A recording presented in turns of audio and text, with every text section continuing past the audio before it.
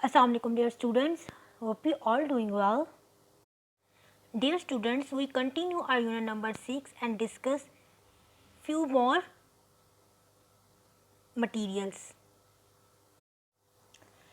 So first we talk about conductors. Some materials like metals are good conductors of heat. This means heat can travel through them easily.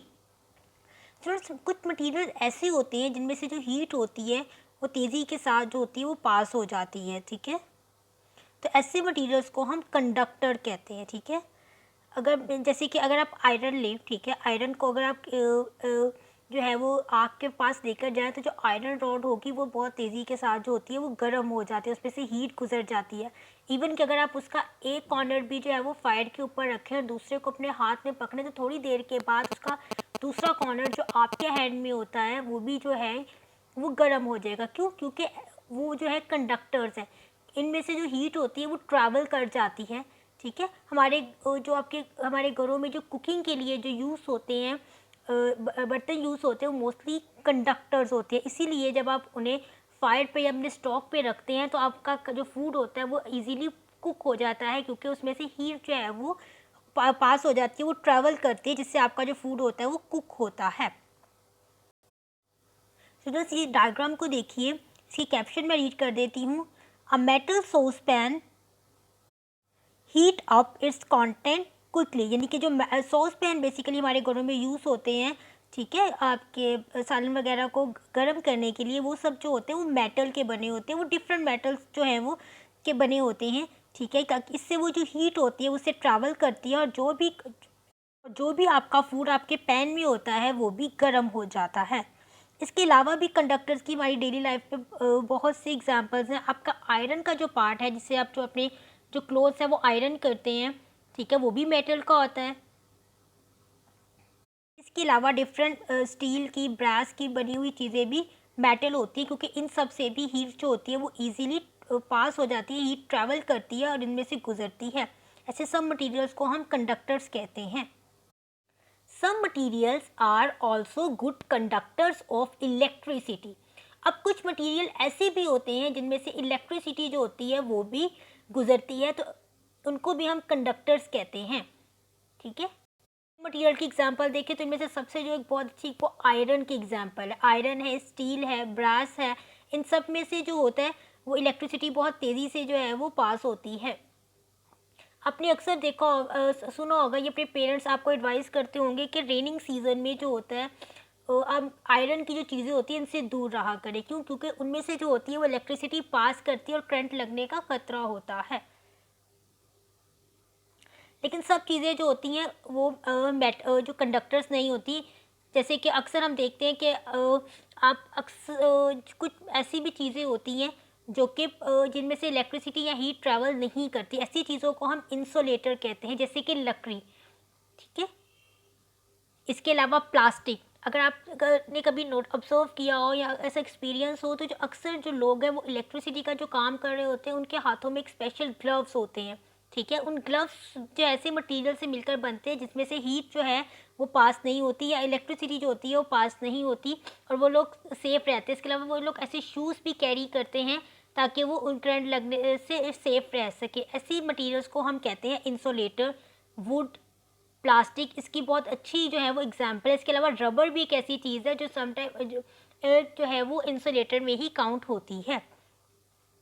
आप अक्सर shoes वगैरह जब निकालते हैं, घर में सॉकेट से शू निकालते हैं, तो को कहा जाता है कि आप जो है वो अपने शूज़ प्रॉपर पहने, क्योंकि वो आपके जो होते हैं इंसुलेटर होते हैं और उसमें से करंट जो होता है वो पास नहीं होता। Insulator do not allow electricity or heat to pass through them. Next है स्टूडेंट्स हमारे पास materials are of different kinds. Materials की भी बहुत सारी किस्में हैं। हम कुछ इस तरफ भी आते हैं। सबसे पहले हम बात करते हैं नेचुरल रिसोर्सेज की। Natural resources are thing that come from nature. अब नेचुरल रिसोर्सेज क्या है? नेचुरल रिसोर्सेज ऐसी चीज़ें हैं जो नेचर में, यानी कुदरत ने इनको बनाया, ये अल्लाह ताला की तरफ से ये हमारी अर्थ पर जो है वो मौजूद है।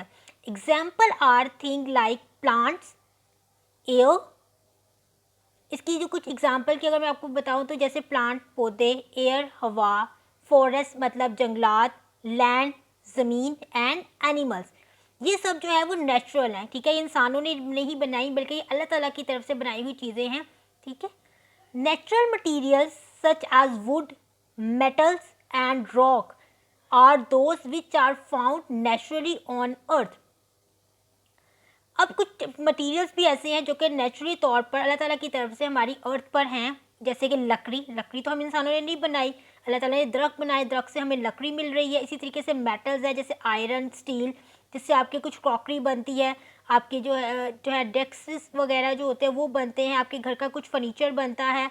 एंड रॉक्स, और जिनके पत्थर, चट्टाने, आपने डिफरेंट किस्म के जो है वो रॉक्स देखे होंगे, कॉन्क्रीट वगैरह ऑब्जर्व की होंगी, जो कि अक्सर रोड वगैरह पर भी आपको देखने को मिलती हैं, ठीक है। ये सब नेचुरली तौर पर हमारी अर्थ पर मौजूद है, इन सब को हम कहते हैं नेचुरल मटीरियल्स।